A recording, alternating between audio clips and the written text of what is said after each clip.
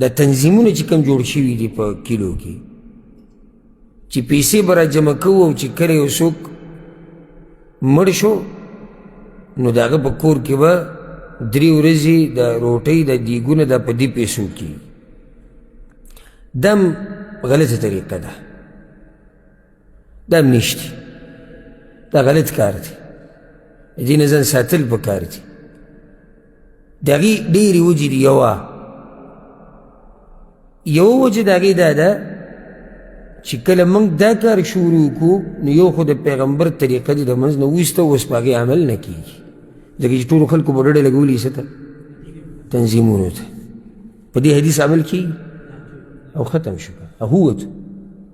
او ختم شو دویمه د الله رضا لاړه دړې وړې شوه ختمه شو د الله رضا شتي به کې د الله رضا حقیقت به وایو سپینې سپینې که د الله رضا پکې یو تنظیم دی جوړ شي موږ هم حمایت کوو یو تنظیم دی جوړ شي دا تنظیم دی په دې کلي کې دا یو جمعیت دی په دې کلي کې یو غونډه ده د دوی کار دا دی چې په دې کلي کې به چا غم راشي هغوی له خوراک د هغوی مېلمنو له بندوبست کوي د روټۍ دې سره موږ هم ملګري یو خو خبره خو دا نه ده که نه خبره خو دا ده چې د هغه چا مېلمنو له بندوبست کېږي چې موږ سره یي که نه که نه ټول له کوي غریب چې دی د هغه صاحب دا غریب کوړمې له څه کوي چې تنظیم کې نه و څه به کي نو دا خو واضح شو د الله رضا پکې نشته که نه شتي پکې د الله رضا نشته پکې د الله رضا دریم نقصان په دې کې دا دی چې ته یو سړی مجبوره کې په دې چې تاله هغه پیسې درکړي لکه یو سړی به په دې راضي نه وي خو هغه د حیا نه څه ویلی نه شي او دا چې به زمونږ چم دی او دا هم خاندان دی راوباسئ پیسې راوباسئ ځه یو سړی به د زړه نه ورکوي ته څنګه دې خلکو باندې داسې یو دغه دې لازم کړی ته به دومره پیسې راکوې ته به دومره راکوې تا ته چا ویلي چې دا کار کوه دا پکې بل نقصان دی بل نقصان په دې کې دا دی مړي کور والا چې پخلي کوي او خلک ورته پراته او ډډې لګولي دا غلطه طریقه ده چې مړي کور والی کوي او خلک ورته پراته او ډډې لګولي نه ده پکار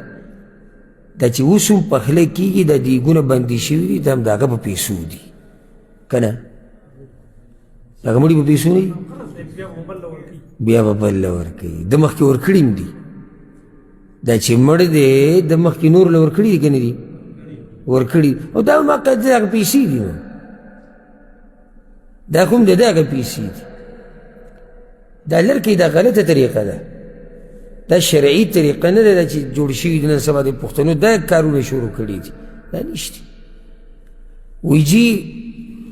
ما چې لږ ساعت مخکې وایي چې دا د یو مسلمان نه په زبردستۍ معلوم اخیسته دي لکه بعض پکې دا وایي که نیکې غم خادي سره نه کوي ګوره دومره په تا باندې زور در واچي او تا نه په زور ماللي چې غم خادي به در سره نه کوو نه دي کې غم خادي څه غم خادي دی د دیګونو خو ته نه باندې کوې چې په ما لا زور راولي چې زه به سره په غم کې نه ودرېږم که ته ما سره غم کې ودرېدې بغیر د دې تنظیم نه که زما په کور کې څوک مړ شوی تا ما له خوراک راوړی ته کوم داسې سینې ټپی چې زه ته پکې سې دا خو زه خپلې پیسې ورکومه کومه ورځ چې زه مړ شم تاسو یې ما له راوړئ زه پکې خپلې پیسې ورکومه که زما کور کې څوک په چا غم راغی یا څوک مړ شو تاسو یې ما له راوړئ او که زه یې دله در نه کړم تاسو یې راوړئ هم نه ته د سینې ټپی چې زه کوم او هغه کوي او دی کوي یو هم نه کوي طریقه د مسلمانانو بدایي د مړي په کور کې راجمع کېده د ډوډۍ دپاره دا غیر شرعي طریقه ده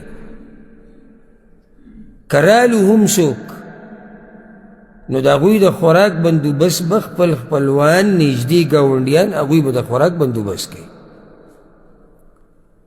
دغه شان دا مړی کور والی چې په دې اولني ورځ دا خیراتونه کوي دا هم نه ده پکار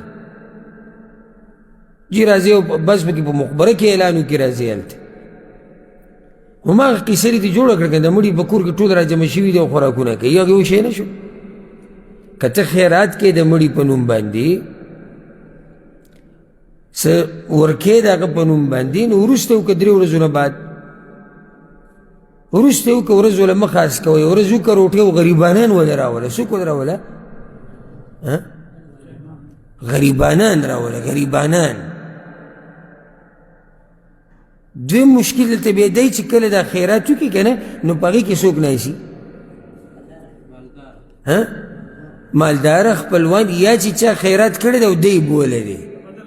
د بدل خلک ناسي بیا هم د کلي غریبانو ته پکې څه میلاو نه شي ناشنا خیرات ته زه ورته حیران یم نوم دی خیرات یعنی د خیر د ګټلو یو لاره د هغې دپاره ډوډۍ ورکړی کېږي خو په هغه خیرات کې چې غریب نشتی دا اوس ناشنا خیرات ته ما پکې تاسو پوه کولی شي ما پې پوه کوي خیرات ته خو غریب پکې نشتی خیرات ته خو هغه یو پکې ګوره نشتی هغه چا چې خیرات کړی او دی نه وبولې هغه پکې هم نشتی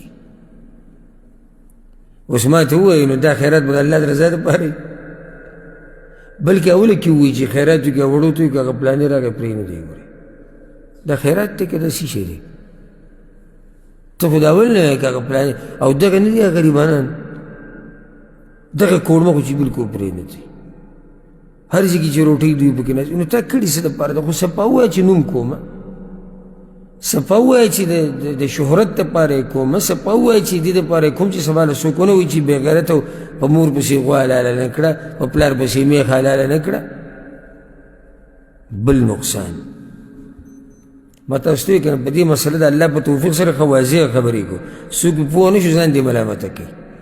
بل نقصان یو سړی مړ شو او رونه له ولګېدو میخ یې حلاله کړه اولنۍ ورځ مقبره کې اعلان یو راځئ چې خوراک له میخ حلاله ده غیر شرعي کار یې وکړو یو دویم بل درته ووایم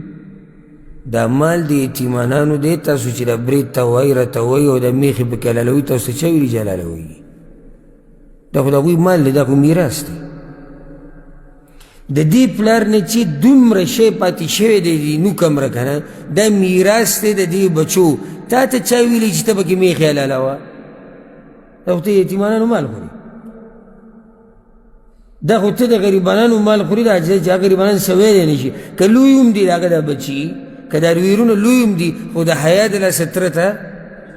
څه نه شي ویلی او ته برید تاوی را تاوی راشئ که نه پروګرام دی راشئ